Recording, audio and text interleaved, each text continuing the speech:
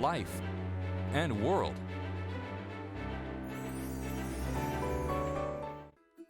I'm Vanessa Ruiz. I'm American. I'm Colombian. Being Hispanic is literally in my DNA. My mother always made sure to instill in us a big sense of pride of who we are and where we come from, and always hold our head up high. And every day that I'm out here, that's exactly what I try to do. Honor, orgullo y legado. Arizona PBS celebra el mes de la herencia hispana. Coming soon to Arizona PBS. Washington Week is an island of civil discourse in a chaotic media environment. On Friday night, we gather the best reporters in the nation and have a conversation that's about informing the American people. Washington Week. All new Friday night at 7 on Arizona PBS. From the Cronkite Studios in downtown Phoenix, this is Cronkite News. The Maricopa County assessor indicted on adoption fraud charges. We dig deeper into the adoption process and the fears many adoptive parents face. Plus, a U of A professor fighting for a dream he says his insurance is denying. And an ancient massage technique that claims to help with fertility. Cronkite News starts now. Our big story tonight, Maricopa County Assessor Paul Peterson, accused of human smuggling in an adoption fraud scheme. Good evening, I'm Madison LaBerge. And I'm Daria Yasmin. Thank you for joining us. Peterson faces 62 charges across Arizona, Utah, and Arkansas, 32 of which originate in Arizona. Authorities say Peterson ran an adoption law practice in Mesa for years, bringing women from the Marshall Islands to the U.S. to give birth. Ellie Nakamoto White is standing by with what supposedly would happen once the women were here. Ellie? Peterson's arrest has been sending shockwaves across Arizona. The respected lawyer and public servant was taken into custody last night, while officials today broke down the details of the case against him. An indictment has been filed against you. It is charging you with one count of conspiracy, a Class 2 felony, one count of fraudulent schemes that's booked as a Class 2 felony. Maricopa County Assessor Paul Peterson was arrested last night after officials allege Peterson has been involved in an international adoption fraud scheme since at least 2015. Peterson has been indicted along with Linwood Jeanette, a woman authorities say was his helper. They have been charged with 32 felony counts in Arizona, Utah, and Arkansas. What we've alleged and what we've discovered is that this adoption fraud schemes involves pregnant women from the Marshall Islands being flown to the state of Arizona to have their babies put up for adoption. According to the indictment, Peterson, who was an adoption lawyer licensed in Arizona, flew dozens of women from the Marshall Islands to Utah and Arizona to give birth. Investigators say they believe the women participated in the fraud scheme, some of them unaware of the extent of the crime they were involved in. Peterson allegedly housed them and promised them $1,000 a month while they were pregnant in the U.S. Court documents also show Peterson falsely claimed the women were Arizona residents so they could receive Medicaid health coverage. Authorities are now charging Peterson with over $800,000 worth of fraud. Officials say that number is expected to rise. It is alleged that Mr. Peterson would charge about $35,000 for you to adopt a child from his agency. Our focus is on the individuals, these two specific individuals who have allegedly abused the system and ripped off Arizona taxpayers. Authorities say the alleged scheme violates the Compact of Free Association international agreement between the U.S. and the Republic of the Marshall Islands. While Marshall Island citizens are allowed to travel to the U.S. without a visa, it does ban travel for adoption purposes. Today wanted to be very clear in saying that they are not going after the families involved and will not interfere with adoptions that have already taken place. Peterson is currently being held on a $500,000 bond. His next court appearance is set for October 15th. Live in the studio, Ellie Nakamoto White, Cronkite News. As we mentioned, the adoption scheme involved mothers from the Marshall Islands. So now let's dig deeper. Why this place? Well, there's a long, tragic history involved. In the 40s and the 50s, the U.S. tested nuclear weapons on the Marshall Islands. The radioactive materials left behind caused health problems. Even today, some of the islands are uninhabitable. To make up for that, in 1986, the U.S. compensated the islands financially and opened its borders to Marshallese immigrants, allowing them to work in the U.S. without a visa. According to an article in the New Republic, in the 1990s, there was a surge in international adoptions. With relaxed visas, the Marshall Islands became somewhat of an easy place to adopt children. But in 2001, a study done by BYU found that 87% of Marshallese mothers who gave up their children for adoption believed their children would return home once they reached 18. It's common practice in the islands for others to help raise children. It's like adding another family in marriage. The families join and stay in touch. The adoptions in the U.S. are closed, with many of the mothers never to see their children again. To try and stop this, the Marshall Islands Adoption Act of 2002 made it illegal to solicit a baby for adoption through financial incentive. Now, all adoptions must be completed inside the country and approved by its courts. After these allegations surfaced, several parents who have adopted children are voicing their concerns. With often little knowledge of their adopted child's biological parents, many parents are left to wonder, was my son or daughter trafficked before I adopted them? So Cronkite News dug even deeper.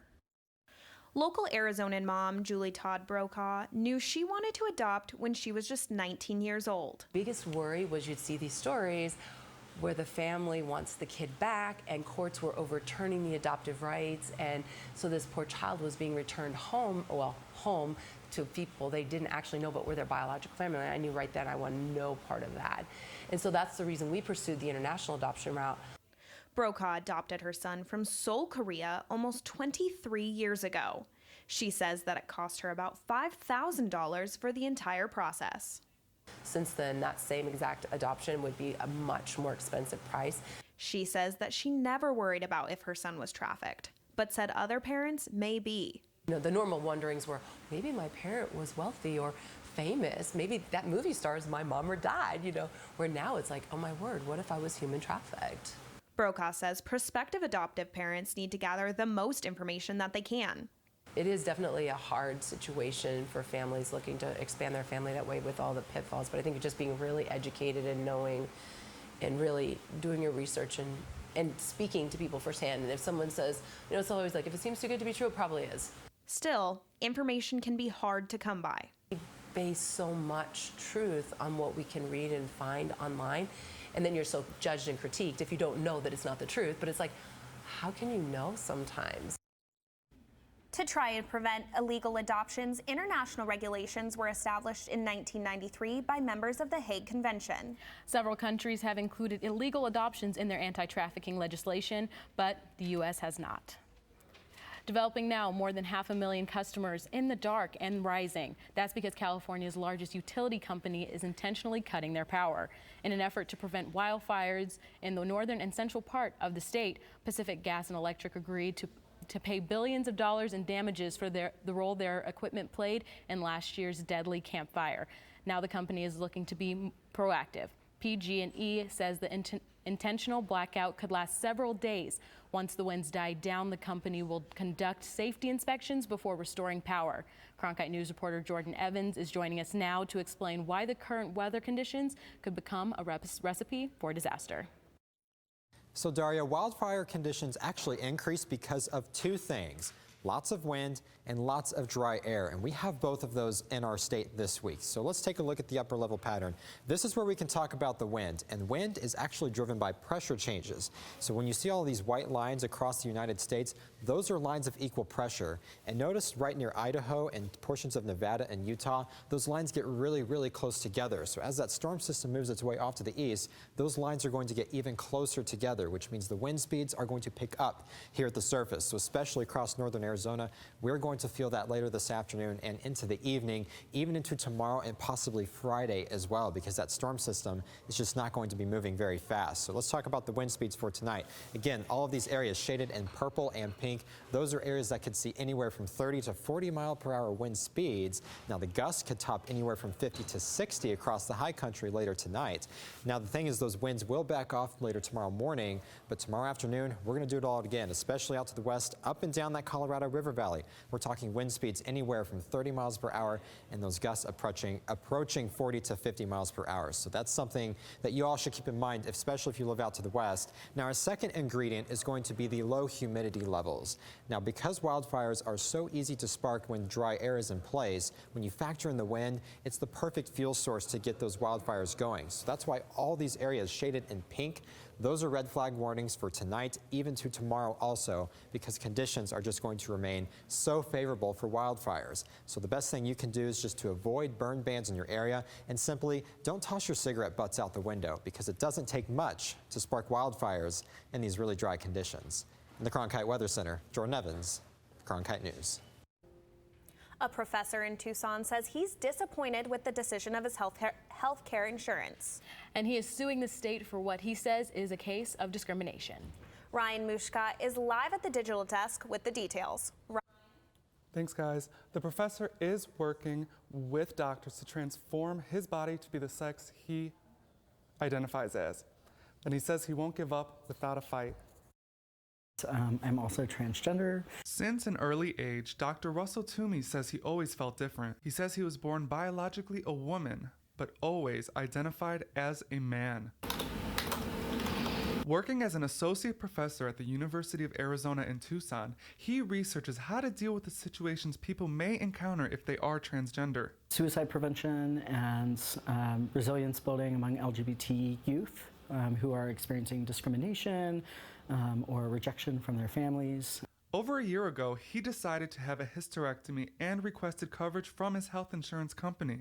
He believes it's medically necessary, but his insurance disagreed. It was denied because there is an exclusion listed in the plan that the Arizona Department of Administration manages that says that there's no coverage for any trans-related surgeries. In February of this year, he decided to file a lawsuit against the state of Arizona and the Arizona Board of Regents. We submitted a Title VII equal opportunity claim of discrimination. The American Civil Liberties Union is supporting his cause. In a statement, they say, "No one should be denied medically necessary care because of who they are. Transgender people are a part of our community, our families, and our workplaces, and they deserve the same benefits Arizona affords everyone else." Cronkite News contacted the Arizona Board of Regents to obtain a statement. A representative said that because it is an ongoing litigation, they cannot comment at this time. Toomey is convinced that he deserves to have the surgery and that it shouldn't be an issue for insurance to cover it. Definitely, you deserve health care. You deserve to be seen by healthcare providers. You deserve to receive that affirmative care to affirm your gender, regardless of what the provider that you may have seen is saying. The first hearing already took place and they did not reach a resolution. We will keep you informed. At the digital desk, Ryan Mushcott, Cronkite News. High school can be anything but a walk in the park. But a new program is looking to relieve some student anxiety. Coming up next on Cronkite News at 5, we take you to one campus looking to turn stress into success. And 3 sexually transmitted diseases on the rise in the U.S. Why experts believe the number of cases continues to climb.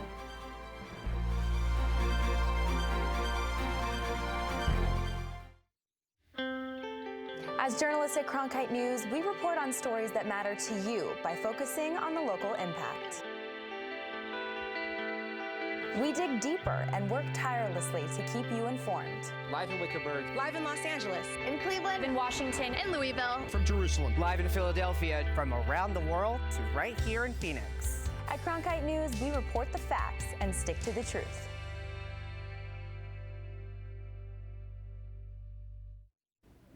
New data shows a record-breaking rise in sexually transmitted diseases across the United States. According to CDC officials, cases of gonorrhea, chlamydia, and syphilis have all risen for the 5th straight year. More than 2 million people were diagnosed last year. The combined number marks the most cases ever recorded since monitoring began in the U.S. Possible factors include the surge of patients getting tested and diagnosed, and decrease in people using protection. The report also found cases tend to be higher in younger people and adolescents. As students experience stress and anxiety at school, one program in Phoenix is aiming to address the problem. Cronkite News reporter Peter Gong shows us how it's helping. I was really struggling with schoolwork as well as college preparation, and I was just very stressed out, didn't know how to manage my time very easily or very efficiently. Kennedy Waters, a student at the Phoenix Metropolitan Arts Institute, isn't alone. According to the Pew Research Center, 70% of teens surveyed last year said that anxiety and depression are a major problem. The Arts Institute offers a program designed to help students with anxiety and stress. It's called Project Wayfinder, a year-long curriculum that allows students to explore themselves and find their own purpose to be happier, healthier, and less stressed out. Project Wayfinder's hypothesis is that if students have a deeper understanding of who they are and why they're doing what they're doing, then they're going to have better mental health and better life outcomes. Phoenix Metro Arts Institute is the only school teaching the program in Arizona. Matt Baker founded the school to help students discover their own passions. When I started the school, I was trying to create an institution that would take into account students' social and emotional growth and allowing them to find a sense of meaning. Courtney Page Bodorf teaches the Project Wayfinder class. She meets with students once a week and uses the toolkit to guide students to go through activities. We build trust with each other for the first few lessons, kind of establish our own culture within the classroom, establish our own rituals. Waters says she feels she has a support system to help her because of the program. I feel like it's a very open space. It's a really safe place to be vulnerable if I feel like I would like to. I know that I can. Another student, Gracie Van Hoos, says that Project Wayfinder helped her become more confident in her schoolwork. You become very comfortable in the space you're in. You really build relationships with the others around you that you may have never thought you would. And as a result, students become more confident and empowered to do well. In Phoenix, Peter Gahn, Cronkite News. Project Wayfinder is currently being taught at more than 60 schools and colleges across the country and the world. Taking a look at national headlines, Massachusetts Senator Elizabeth Warren has taken over the top spot in several recent national presidential primary polls as candidates prepare to debate on October 15th. Most national polls since the end of September have found Warren, not former Vice President Joe Biden, leading the pack, but by relatively narrow margins. The most recent poll to place her at the top was released yesterday by Quinnipiac University. The poll found her ahead of Biden at 29% to 26%. Senator Bernie Sanders of Vermont came in third. Meanwhile, half of voters support the impeachment and removal of President Donald Trump, according to a new Politico Morning Consult poll. But the White House says they will not cooperate in the impeachment investigation, arguing that the probe is unconstitutional because there's been no vote in the House to impeach. The president taking to Twitter today demanding House Democrats apologize to him and halt their investigation. This comes after the White House sent a scathing letter to House Speaker Nancy Pelosi and House committees refusing to cooperate, calling the impeachment inquiry illegitimate and unconstitutional. Former Vice President Joe Biden weighing in on the impeachment inquiry, marking the first time the presidential candidate has said so in public. To preserve our Constitution, our democracy, our basic integrity, he should be impeached. A rough transcript shows the president asked Ukraine's president to investigate Biden and his son for the younger Biden's dealings with an energy company in that nation. There is no proof of any wrongdoing by either man. Biden's support joins a group of Democrats who are thought to have enough votes in the House to pass articles of impeachment. Speaker Nancy Pelosi has not scheduled that vote. The president taking to Twitter, repeating that his claims of that Biden and his son had improperly profited from foreign business deals, concluding, "I did nothing wrong." Up next, how urban agriculture could help food deserts meet their goals. The new study showing how community gardens could offer a simple solution to making local food systems more sustainable, healthy, and accessible. After the break. Millions of people die every year from drinking dirty water. I would never have felt I had the ability to do something without ASU pushing me. We built filtration systems out of local materials with the people. To see those kids drink clean water for the first time, it's the most rewarding feeling that you can ever have. I went to ASU because I wanted to change the world. The thing I never would have expected is how the world would have changed me.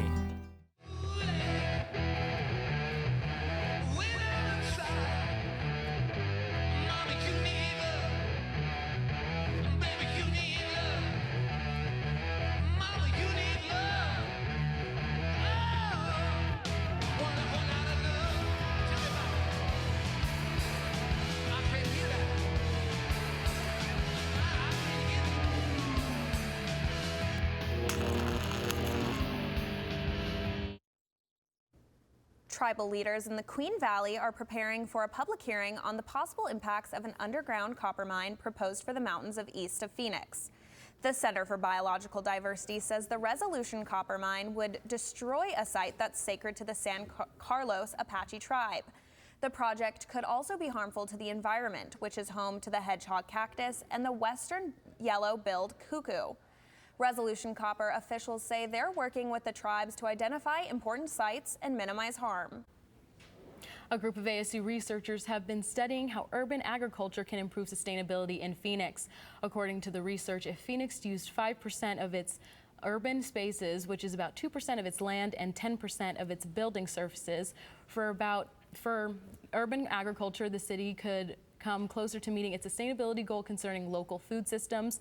Urban agriculture could also help the city reach its goal of increasing open spaces and reducing environmental impact from building and land use. So, Quentin, if I was to go out and maybe start gardening, what's the weather going to be like? Well, if you're an outdoor gardener, you want to pay attention because we are going to see some freezes here tomorrow.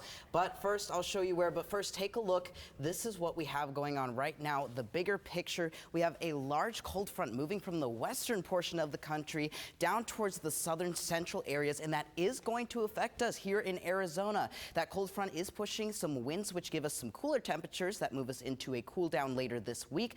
But we're also seeing some big winds here, and we're in a wind advisory with gusts between 30 and 50 miles per hour. So you want to tie down any loose ends in the yard. You don't want to lose anything. Because of that, we're also under a weather fire watch, meaning some dry areas of the state could be susceptible to a wildfire. So be careful with working with an open flame and be careful when working outdoors.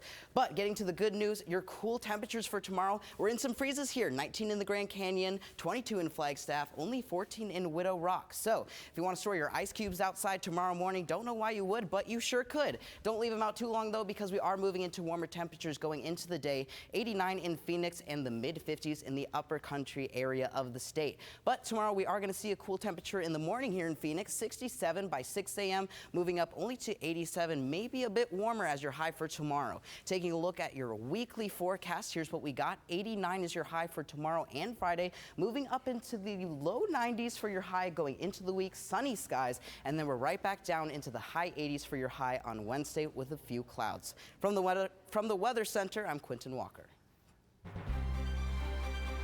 Still to come, the mind massage some women are turning to help them get pregnant.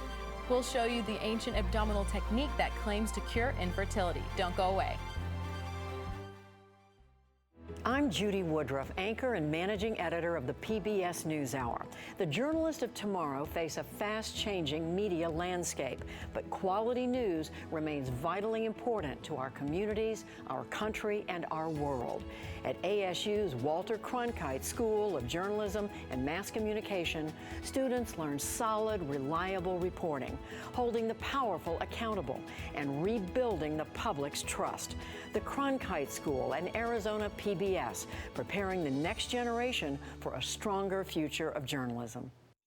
I'm Judy Woodruff. Tonight on the NewsHour, the White House blocks a key player in the Ukraine affair from appearing before lawmakers. Coming up after Cronkite News and Arizona Horizon on Arizona PBS. Can an ancient massage technique help address health problems, including fertility? Apparently, our Vigo can. It's a form of mind massage that originated in Belize. Cronkite News reporter Gabrielle Oliveira explains why some women have turned to this holistic approach in hopes of conceiving.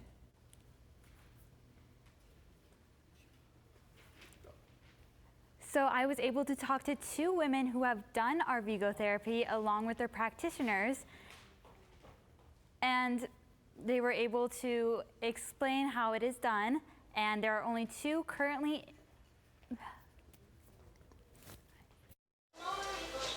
It was always a dream for Sarah Fleischman to have a child of her own. Well, my pregnancy journey is incredibly long and was incredibly expensive. It wasn't easy. Fleischman struggles with fertility and tried for years to conceive. Then one day, Fleischman asked her friend, Lorraine Paquette, about something called Arvigo therapy, which Paquette practices. I have a background as an occupational therapist and a hand therapist. And as a hand therapist, I was very comfortable with working on decreasing adhesions in order to improve the function of the parts like tendons and nerves and so forth. And so after finishing massage school, I heard about Rosita Arvigo's work and felt like this made sense to me. Arvigo is a massage that targets the abdominal area. The idea is to reposition organs to release blockages. It's named for Rosita Arvigo, who learned the technique in Belize and brought it back to the U.S. I believe in all of the energy work and all of that, so it helped. To me, I wasn't worried about it. If nothing else, I got to be more grounded and I got a massage. So These women believe that Arvigo therapy has helped them achieve their dreams of starting a family. According to Melinda Leon, Sitzman's practitioner, the massage helps align the body. It's non-invasive. There's different techniques that it doesn't have to be so in-depth as you think it is. There is currently no scientific data that supports the claim that Arvigo therapy is directly correlated to pregnancy. Massage has been shown to reduce stress, however, and stress can affect a woman's ability to conceive. And I'm very thankful, especially because right now she's taking a nice nap. But I still sometimes am in disbelief that it's real and that I finally have a very wonderful little kiddo who's very healthy. That's it for Cronkite News tonight. Thanks for joining us. For top Arizona stories anytime, go to cronkitenews.azpbs.org.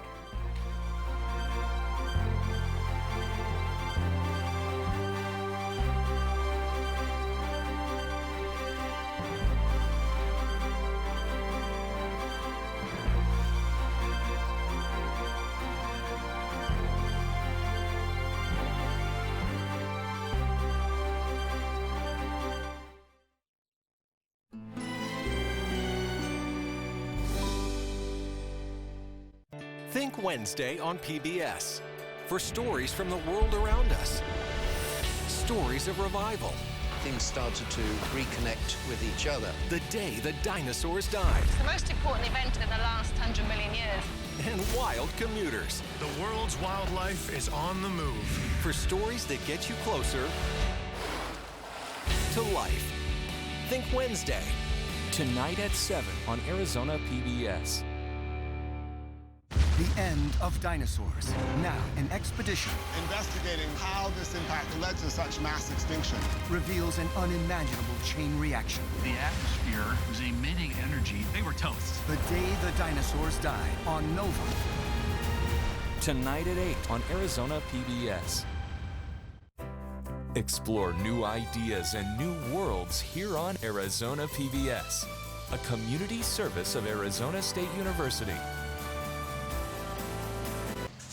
See this patio?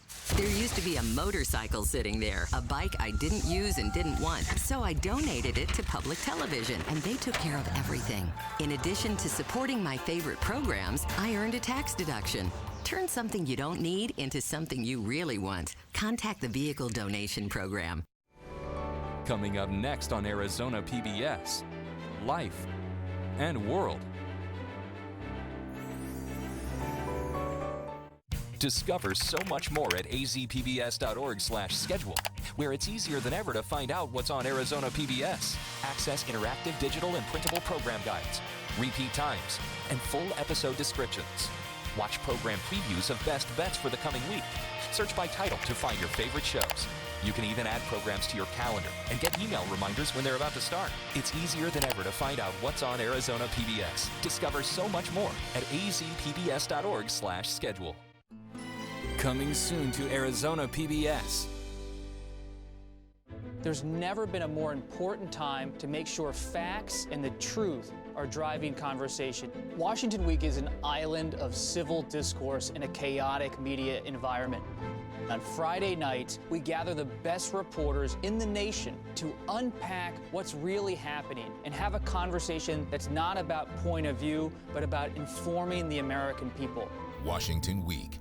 All new Friday night at 7 on Arizona PBS. Support for Arizona PBS comes from viewers like you and from Yupa's Thai Kitchen in Tempe features fresh, authentic Thai cuisine and vegetarian Thai dishes served in a homeland-style decor atmosphere. Open for lunch and dinner 7 days a week. Information at 480-839-0576. Hospice of the Valley, a not-for-profit community hospice for patients nearing end of life and support for their families. HOV.org.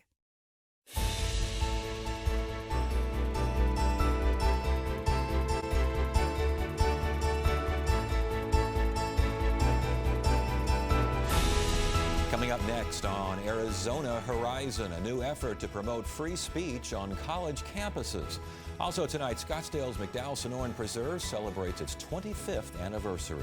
And the Tempe Center for the Arts begins its season with a provocative play from the 1960s.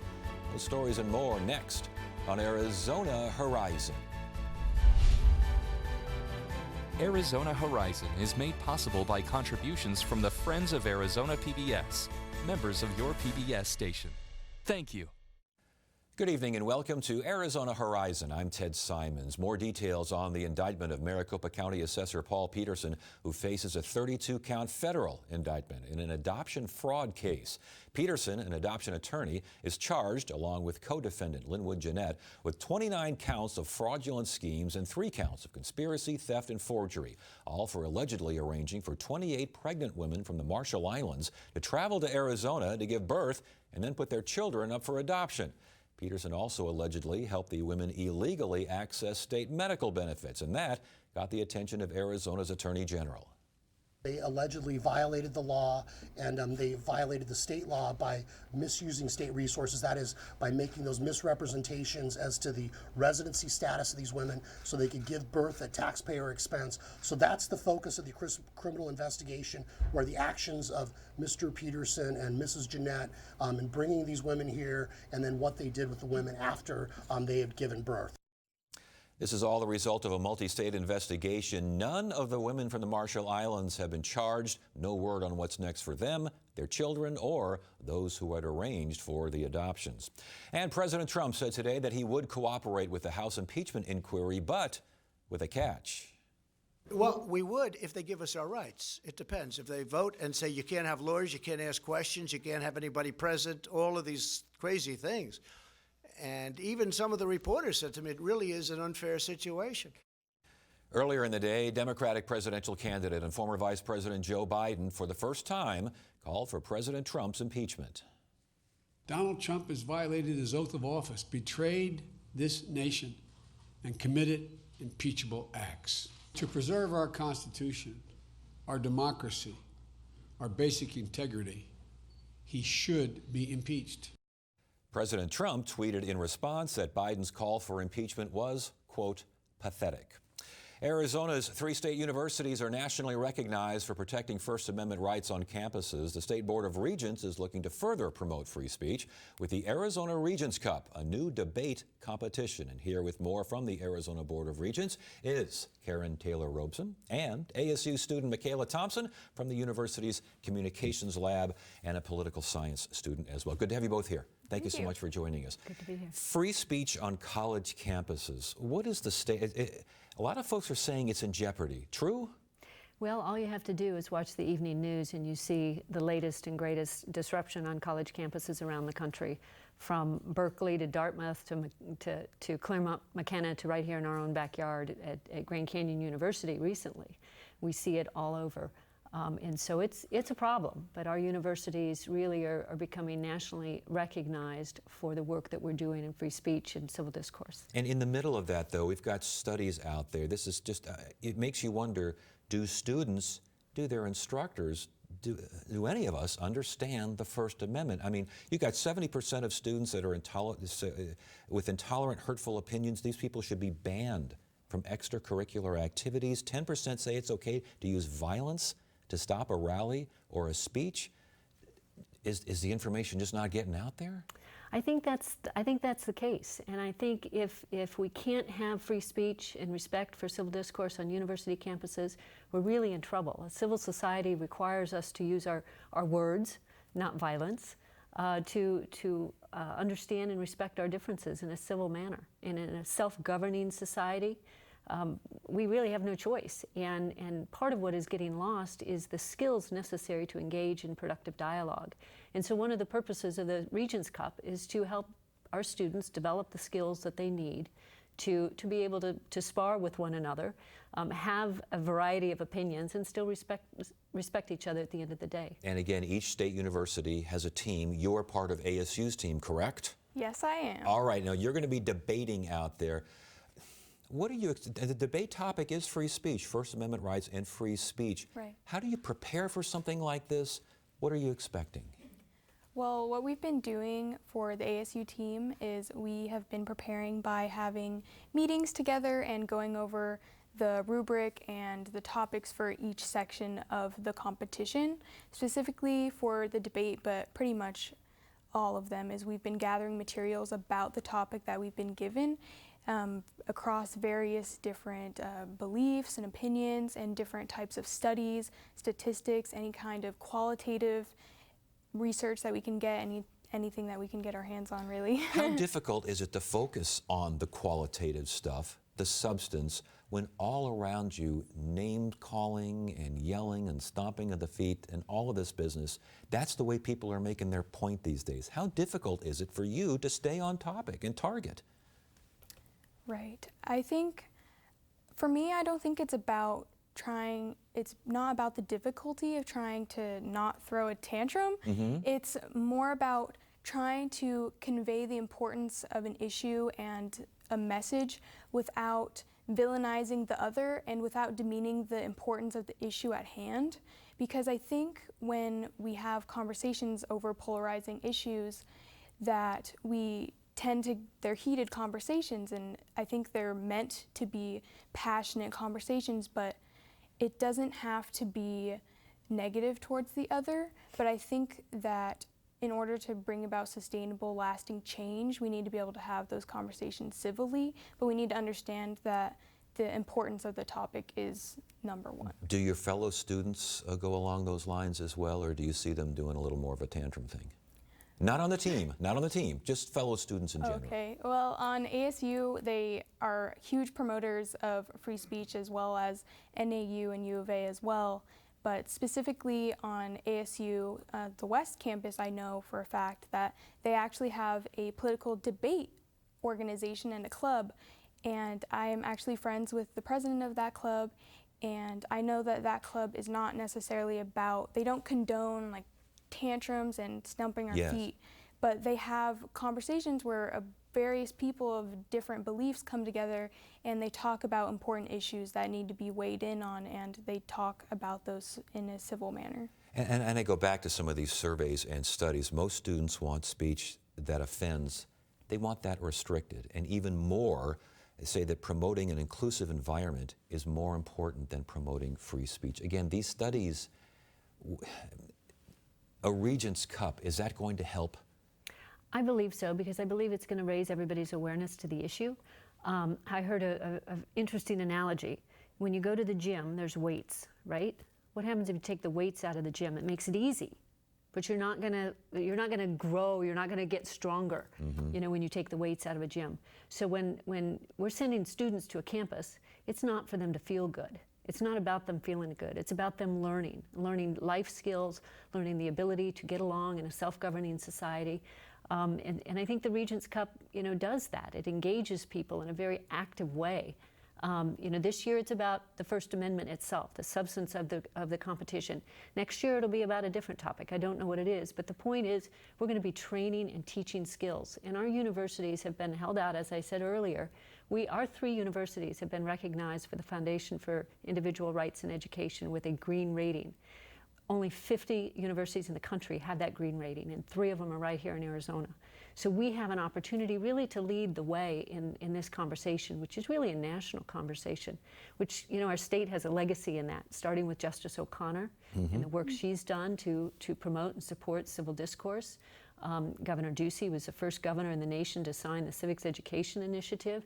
So there is a good and long history in the state, and the Regents Cup is the next step in that legacy. And when is the competition? It is on November 16th at the University of Arizona. At the University of Arizona. So you're already on the visiting team already. Yep. You're going to handle it? You be okay with that? Oh, yeah, I'm fine. All right. Well, good. Congratulations on the region. I think it sounds great. I think it's a great idea. Karen Taylor Robeson, Regent Robeson, thank you so much for joining us. Thank you. And Michaela Thompson from the ASU team. Go team. Thank you. Thank you. Later on Arizona Horizon, a provocative play kicks off the new season at the Tempe Center for the Arts. It's important for us, for our own legacy, to continue to expand what PBS can offer to everybody as far as educational platforms, arts, science, nature, and then of course all the masterpiece stuff. We think that our contribution will help to increase to make sure that these programs continue to exist. We want those things to continue to go on forever. For more information about including Arizona PBS in your future plans, visit azpbs.org/giving. I'm Judy Woodruff. Tonight on the NewsHour, one-on-one with Secretary of State Pompeo, talking about Turkey, China, and Ukraine. Coming up after Cronkite News and Arizona Horizon on Arizona PBS. I'm Jose Alberto Cardenas. I'm Mexican and I'm an American.